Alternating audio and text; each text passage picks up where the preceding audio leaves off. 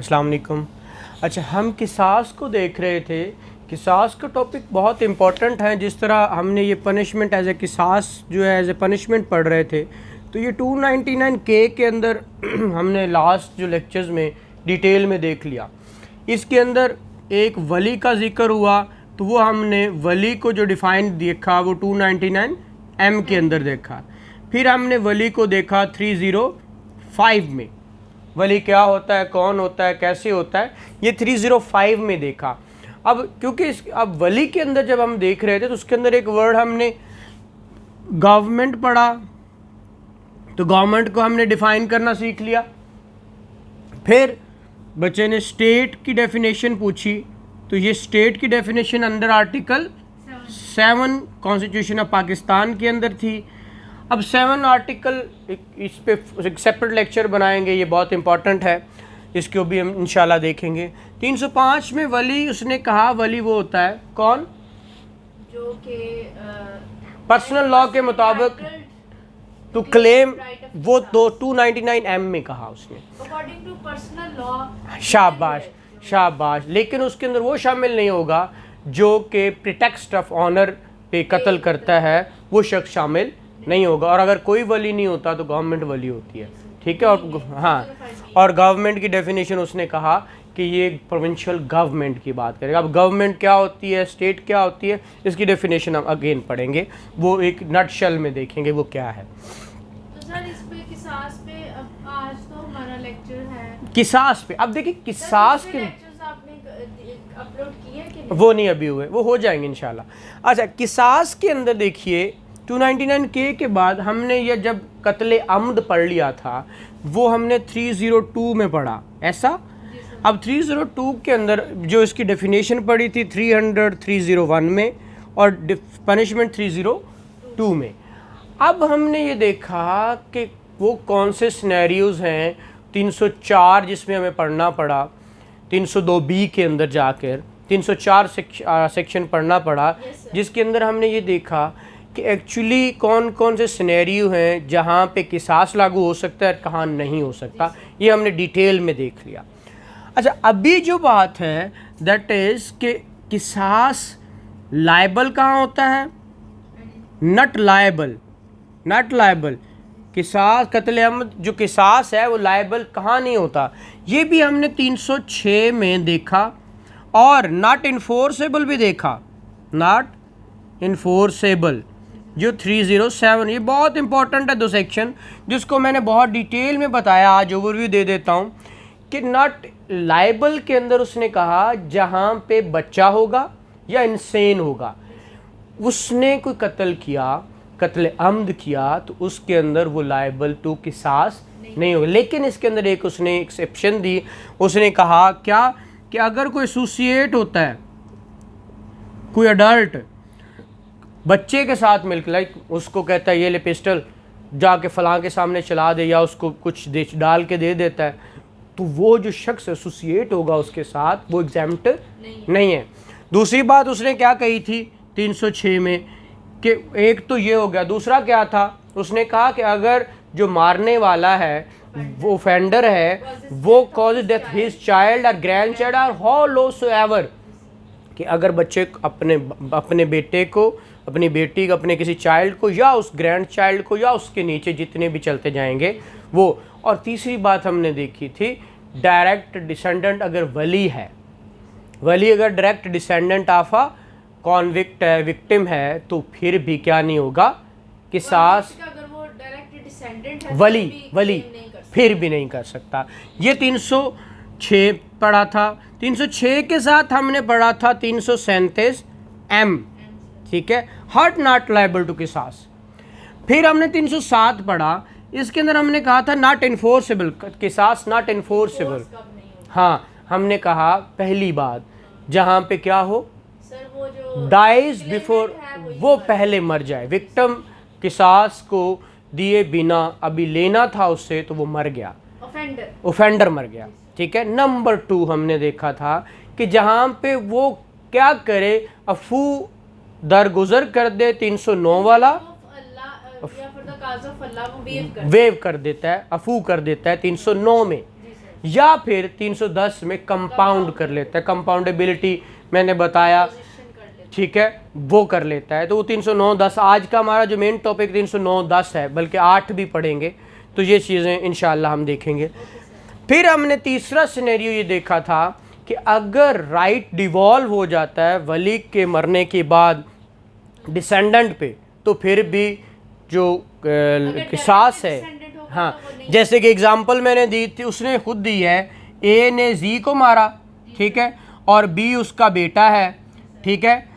अब जी का ये मामू है, बी का मामू जी है, और इसकी वाइफ जो है ये डी है।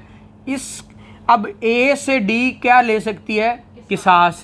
लेकिन कुछ अरसे बाद डी मर जाती है विदाउट किसास लिए, तो किसास का राइट डिवॉल्व हो जाता है बी पे, जो कि बेटा है, ठीक है।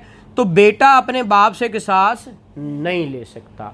ये हमने, जी शाबाश, ये था हमारा। और इसके साथ हमने 337N पढ़ा था। सी आएगी ना? जी सी आएगी जी, इसकी क्लास सी है, क्योंकि इसमें सर सिनेरियो ये है कि जो ऑफेंडर है उसने अपने बेटे को नहीं मारा, जी बिल्कुल सही कह रहे हैं, पोते को मारा, जी ऐसा ही है।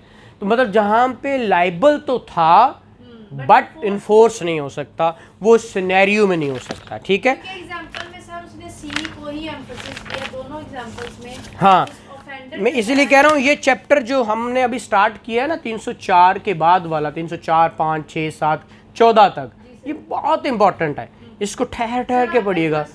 जी आता है, बहुत बार आता है, आपके एमसीक्यूज टाइप में भी बड़ा आता है, आपके अदरवाइज भी बहुत सवाल आते हैं जो एडीपीपी या डीडीपीपी या एपीजी या डीपीजी में जाते हैं, तो इसमें से बहुत आता है, एएसजे में बहुत आता है।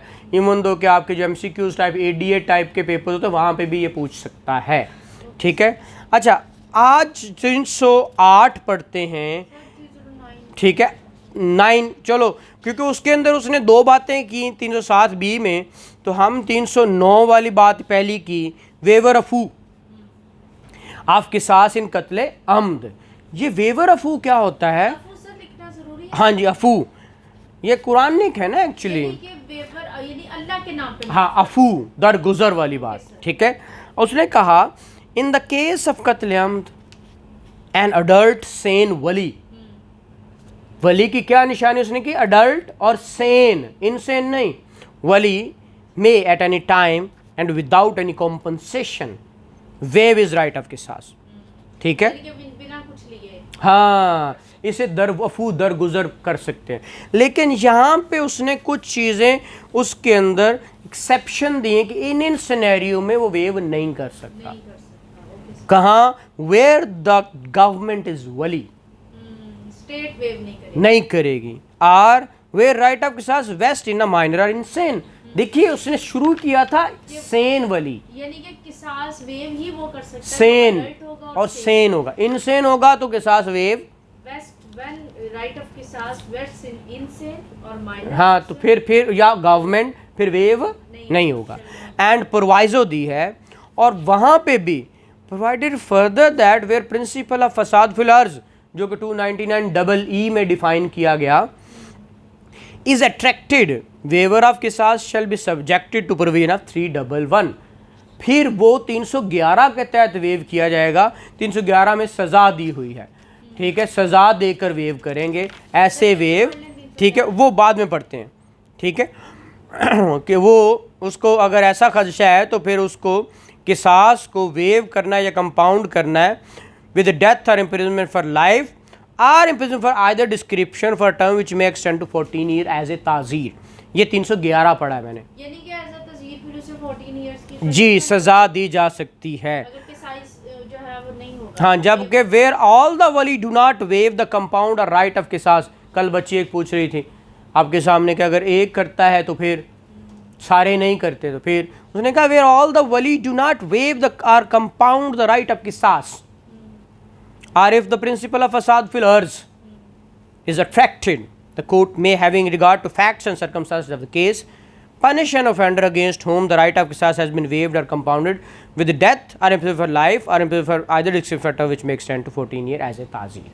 अच्छा, ठीक है। वो कह रहा है कि अगर दो सिनेरियोस यहाँ बता रहा है कि अगर प्रिंसिपल ऑफ फसाद फिल अर्ज हो या सारे वेव ना करें या सारे कंपाउंड ना करें, कर दे, हाँ कोई एक कर दे बाकी नहीं कर रहे, तो फिर क्या होगा, फिर उसको सज़ा कोर्ट सर्कमस्टांसिस को देखते हुए उसको सज़ा डेथ की, लाइफ की या 14 साल तक कर सकती है।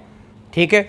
और एक्सेप्शन फिर है कि अगर प्रेटेक्स्ट ऑफ ऑनर किलिंग होगी the punishment shall be imprisonment for life, तो फिर कम अज़ कम सज़ा उम्र कैद होगी। ठीक है। अगर ऑनर किलिंग वाली बात होगी तो फिर क्या होगा, कम अज़ कम सज़ा कितनी होगी, उम्र कैद। जी, ये फसाद फिल अर्ज़ था। अब 309 सबसेक्शन 2 है। ठीक है। वो क्या कहता है, where the victim has more than one वली any one of them they may waive his right of किसास, कोई एक कर सकता है। फिर प्रोवाइजो क्या होगी, प्रोवाइडेड दैट द वली who does not waive the right of किसास shall be entitled to share of the दियत में, फिर उसका शेयर नहीं होगा, to be entitled to share of दियत। अगर वो वेव नहीं करता लेकिन वो क्या करेगा, इंटाइटल होगा कि वो दियत ले सकता है। जब कोई यहाँ पर एक क्वेश्चन है, अगर मोर देन वन वली है, ठीक है, और कोई एक वली राइट ऑफ किसास अपना वेव कर देता है, तो फिर बात दियत पे आ जाती है और फिर दियत का वो शेयर ले सकता है। हाँ जी, क्योंकि किसास तो फिर खत्म हो जी गया, बिल्कुल दियत सही, पे आ गई। बिल्कुल ऐसा ही है।